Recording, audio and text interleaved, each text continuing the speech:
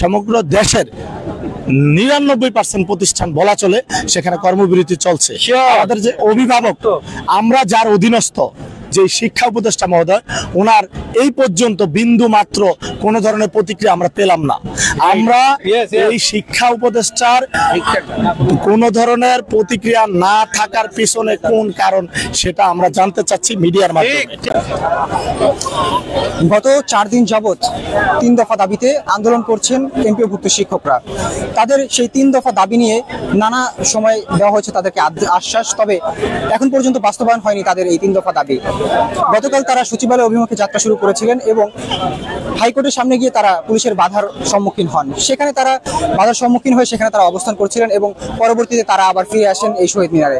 আজ তাদের কর্মসূচি ছিল শাহবাগ ব্লকেট, সেখানে তারা শাহবাগে গিয়ে শাহবাগ ব্লকেট করেছেন এবং আজকে তারা আবার নতুন কর্মসূচি ঘোষণা করেছেন। আগামীকাল দুপুর 12টার মধ্যে যদি তাদের এই দাবিগুলো মেনে নেওয়া না হয় তাহলে তারা যমুনা অভিমুখে পদযাত্রা করবেন। আমাদের সাথে দুজন শিক্ষক যুক্ত হয়েছেন, আমরা তাদের কাছ থেকে জানার চেষ্টা করব তাদের পরবর্তী পদক্ষেপগুলো কি হবে। আজকে আমাদের কার্যক্রম ছিল শাহবাগ ব্লকেট, সেখানে থেকে এখনো আমাদের কোনো নিশ্চয়তা দেওয়া হয়নি। সেই কারণে আগামীকাল আমরা যমুনার উদ্দেশ্যে রওনা দিব দুপুর 12টায়।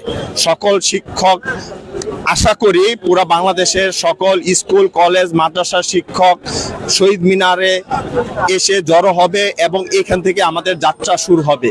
আমাদের এই আন্দোলনের মূল লক্ষ্য হলো যতক্ষণ পর্যন্ত আমাদের 3টা দাবি পূরণ না হবে কোনো অবস্থাতেই আমরা আমাদের কর্মস্থলে ফিরে যাব না।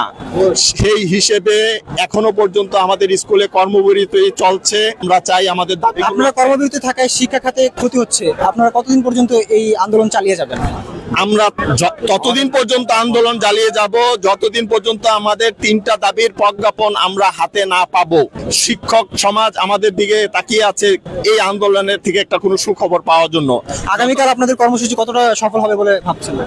ইনশাল্লাহ আগামীকাল 100% শিক্ষক দ্বারা ভরপুর থাকবে শহীদ মিনার। এখানে আমরা কথা বলছিলাম শিক্ষকদের সাথে এবং তারা জানিয়েছেন তাদের দাবি দেওয়াগুলো। আমরা এখন আরো একজন শিক্ষকের কাছে যাব এবং তার সাথে কথা বলবো।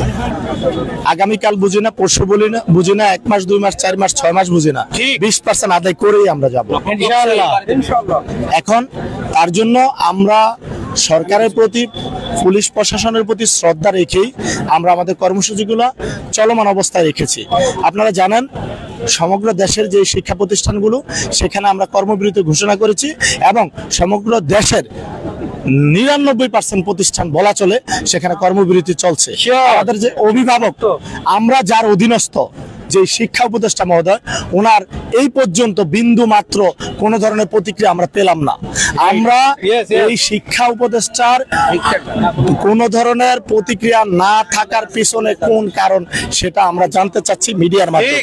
আমাদের যে কর্মসূচি মাস টু যমুনা, সেটা আমরা আগামীকালকে 12টার ভিতরে যদি প্রজ্ঞাপন জারি না হয় সেটা অবশ্যই 20%, 1%ও কম না, 20% প্রজ্ঞাপন এবং 1500 টাকা আমাদের মেডিকেল ভাতা এবং 75% কর্মচারীদের উৎসব ভাতা এটা জারি করতে হবে।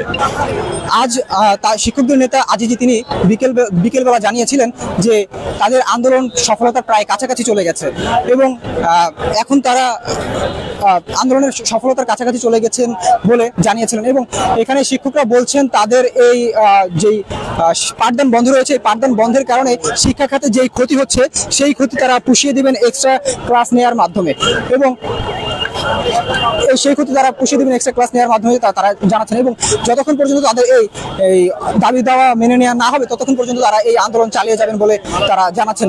তাদের নেতা আজিজি আজকে জানিয়েছেন যে শিক্ষা মন্ত্রণালয় থেকে তাদের সাথে আজকে যোগাযোগ করা হয়েছে এবং তাদের সাথে নেগোসিয়েশনে যাওয়ার চেষ্টা করছে শিক্ষা মন্ত্রণালয় থেকে। তবে এখন পর্যন্ত শিক্ষা উপদেষ্টা তাদের সাথে কোনো যোগাযোগ করেনি বলে তারা জানিয়েছেন এবং যতক্ষণ পর্যন্ত তাদের এই দাবি সফল না হবে ততক্ষণ পর্যন্ত তারা এই আন্দোলন চালিয়ে যাবেন।